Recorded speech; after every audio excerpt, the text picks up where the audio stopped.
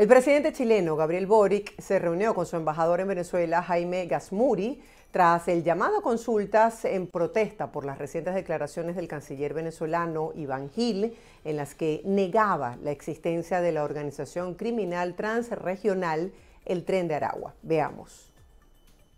Luego del encuentro, que se produjo 2 días después del llamado del mandatario y al que asistió también la subsecretaria de Relaciones Exteriores, Gloria de la Fuente, la titular de la cartera descartó romper relaciones con Venezuela y además confirmó que el embajador Gazmuri retornará a Caracas en los próximos días. El llamado a consultas del embajador chileno en Venezuela ocurre en medio de otra polémica con Caracas relacionada con el homicidio del ex militar venezolano Ronald Ojeda, ocurrido en febrero pasado en Santiago y cuya autoría y circunstancias aún no se han esclarecido.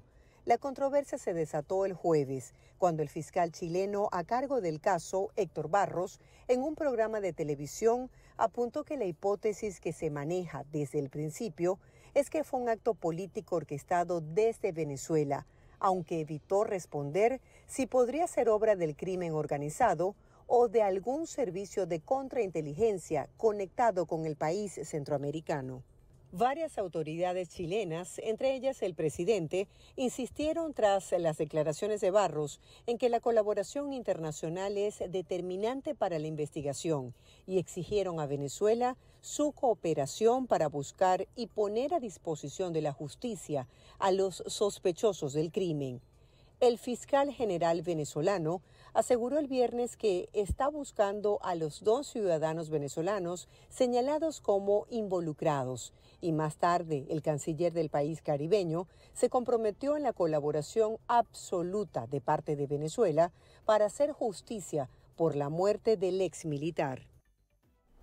Bueno, y este fue el reporte que preparamos para presentarles las diferentes posiciones sobre esta noticia y que, por cierto, estaremos ampliando más adelante. En otras informaciones, Nicolás Maduro propuso una reforma constitucional para incluir la pena de cadena perpetua contra quienes calificó como vendepatrias y corruptos textualmente. Escuchemos sus declaraciones. Y creo que ha llegado la hora de una reforma constitucional para introducir en nuestra Constitución la pena de cadena perpetua para la corrupción,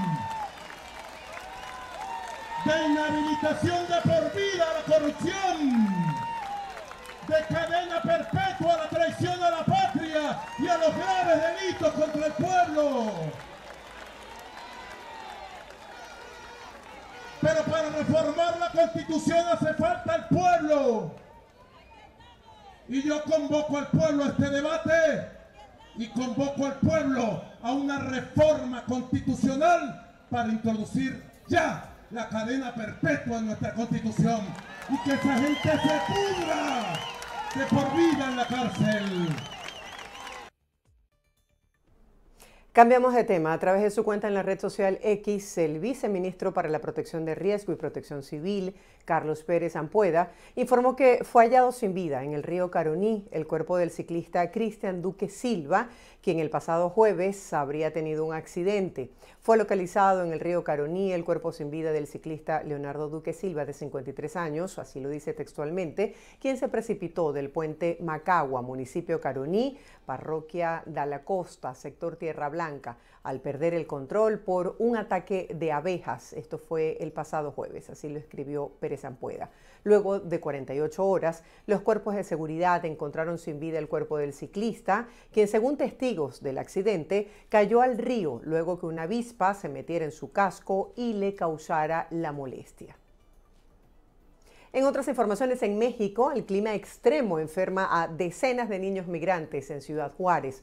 Un venezolano cuenta cómo han sido sus días a la espera por cruzar hacia acá, hacia los Estados Unidos. Escuchemos su testimonio. Las extremas condiciones climáticas y la insalubridad del río Bravo han llevado a que unos 30 niños migrantes se enfermen mientras acampan en Ciudad Juárez, en su intento por cruzar hacia Estados Unidos.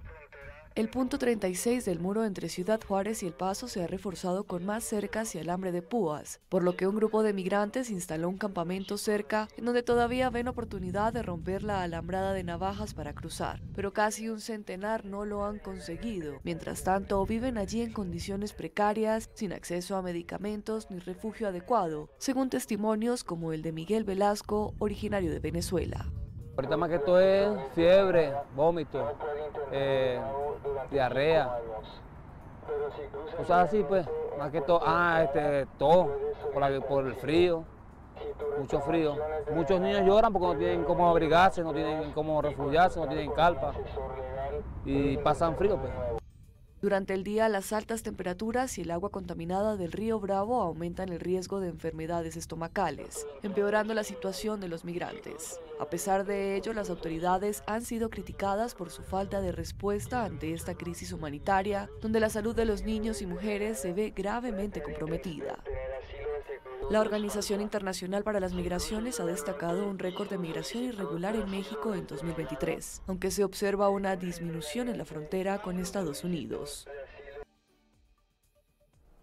Seguimos en esta materia. Unos 95.000 migrantes venezolanos ingresaron a Estados Unidos hasta el mes de marzo en vuelos comerciales y recibieron el parol humanitario otorgado por la administración de Joe Biden.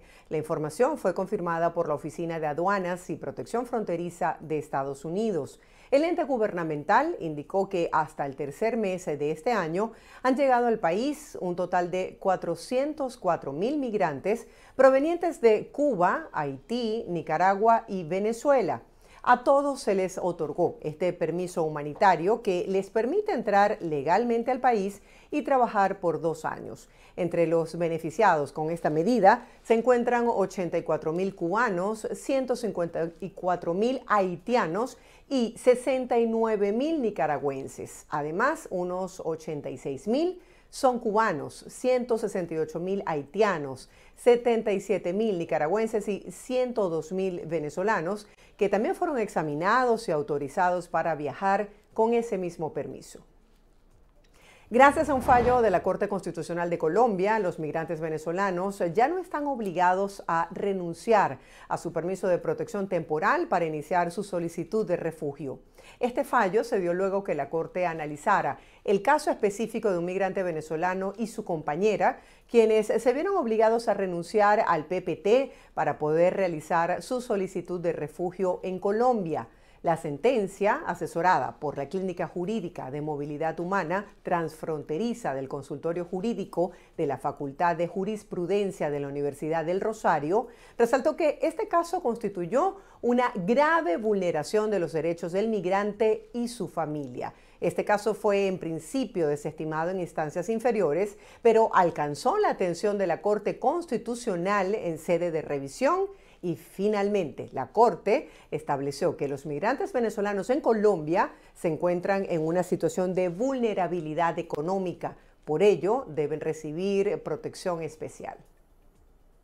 La delegación del gobierno colombiano en el diálogo con el Ejército de Liberación Nacional informó este domingo sobre la instalación en la ciudad de Caracas de la ronda extraordinaria de conversaciones que pidió la guerrilla y que se extenderá hasta el 22 de abril, antes del 7º ciclo, cuyo comienzo estaba previsto para el 8 de este mes y fue pospuesto. A través de la red social X, la representación del Ejecutivo de Gustavo Petro indicó que las conversaciones en la capital de Venezuela comenzaron el sábado, es decir, un día después del anunciado inicialmente, y señaló que el domingo la delegación del gobierno colombiano continuó sus trabajos. Ambas partes dialogaron el viernes en Caracas con representantes de los países garantes y acompañantes de las negociaciones de paz. Asimismo, afirmó que es normal que las partes hayan invertido el primer día en dialogar con los acompañantes y también con los garantes.